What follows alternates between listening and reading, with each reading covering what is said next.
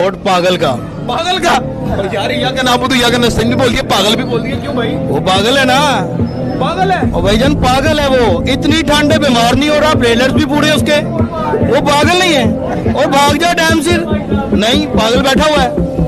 अब मैं काम कर रहा हूँ, ये काम कर रहा हूँ, मैं अपने लिए कर रहा हूँ, अपने बच्चों के लिए कर रहा हूँ, ठीक है। वो मेरे लिए कर रहा है, वो पागल नहीं है। अच्छा भला वो चल रहा था, जो पैसे वाला का बच्चा है वो अच्छा पढ़ रहा था, गरीब का बच्चा वो लो पढ़ रहा था, उन्होंने कहा जिन्नी तलीम भी एक जैसी करो। पागल, चंगे भले लोग कैंसर न मारते पे सन, आप अस्पताल बनाता सू, आवाम बनाती सू, पागल बेवकूफ। और भाई मेरे की चाहिए नमल यूनिवर्सिटी, वो पागल है। ऐसे कद्दू कद्दू करके बच्चे लोग बचा के फिरते पे ने, वो तू एडे प्यारे बच्चे छड़ के बैठे है।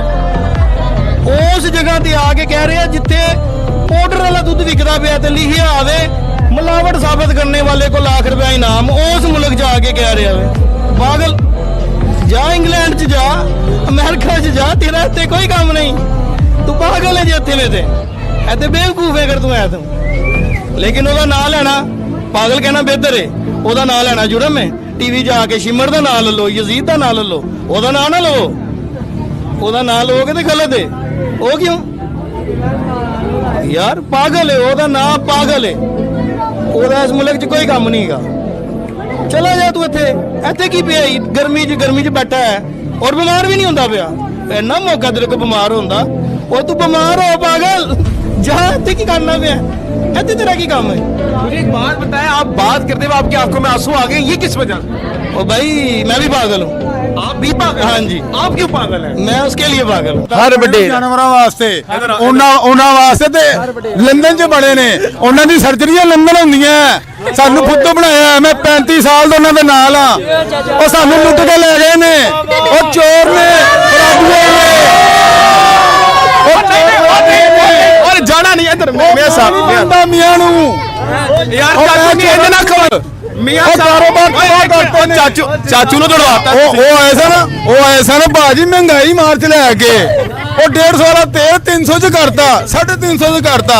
ਆਟਾ 700 ਦਾ ਥੈਲਾ ਹੈਗਾ ਸੀ, ਉਹ ਕਿੰਨੇ ਦਾ ਹੈਗਾ ਏ 2830 ਰੁਪਏ ਦਾ ਹੁਣ ਮੈਂ ਲੈ ਕੇ ਆ ਰਿਹਾ। ਕਾਰੋਬਾਰ ਦੇ ਹਾਲਾਤ ਤੁਸੀਂ ਵੇਖ ਲਓ, ਪੈਟਰੋਲ ਵੇਖ ਲਓ, ਬੱਤੀ ਵੇਖ ਲਓ, ਗੈਸ ਵੇਖ ਲਓ, ਉਹ ਬੇੜਾ ਗਰਕ ਹੋ ਗਿਆ। ਕਾਰੋਬਾਰ ਹੈ ਕੋਈ ਨਹੀਂ, ਲੋਕਾਂ ਨੇ ਭਾਂਡੇ ਵੇਚਤੇ, ਕਿਸੇ ਨੇ ਮੋਟਰਸਾਈਕਲ ਵੇਚ ਕੇ ਆਪਣੇ ਬੱਚਿਆਂ ਦੀ ਰੋਟੀ ਪੂਰੀ ਕਰਨ ਡੇ ਨੇ। ਹੈ ਹੁਣ ਆ ਗਏ ਨੇ, ਵੇਖੋ ਜੀ ਦੁਨੀਆ ਵੇਖੋ, ਹੈ ਕੋਈ ਗੱਲ ਕਰਨ ਵਾਲੀ ਇਹਨਾਂ ਦੀ? ਪੋਸਟਰਾਂ ਦੇ ਆਪੇ ਦਿਮਾਗ ਲਓ ਕਿੰਨੂੰ ਵੋਟ ਜਾਣਾ ਚਾਹੀਦਾ। ਇਮਾਨਦਾਰ ਨੂੰ, ਹਲਾਲ ਵਾਲੇ ਨੂੰ ਦੇਣਾ, हलाल वाले ਨੂੰ ਵੋਟ ਦੇਣਾ ਹੈ। ਅਲਹਮਦੁਲਿਲਾ। ਕੌਣ ਹੈਗਾ ਹਲਾਲੀ? ਇਹ ਵੋਟ ਵਾਲੇ ਦਿਨ ਪਤਾ ਲੱਗ ਜਾਏਗਾ। ਹੈਗਾ ਕੌਣ, ਦੱਸ ਦੋ। 80% ਵਾਲਾ ਹੈਗਾ ਜੇ। 80% ਵਾਲਾ ਹੈ? ਹਾਂਜੀ। ਇਮਰਾਨ ਖਾਨ। ਮੈਂ ਕਹਿੰਦਾ ਜਿਹੜਾ ਮਰਜ਼ੀ ਖਾਣ ਹੈ, ਜਿਹੜਾ ਹਲਾਲ ਦਾ ਉਹ ਹਲਾਲ ਦਾ।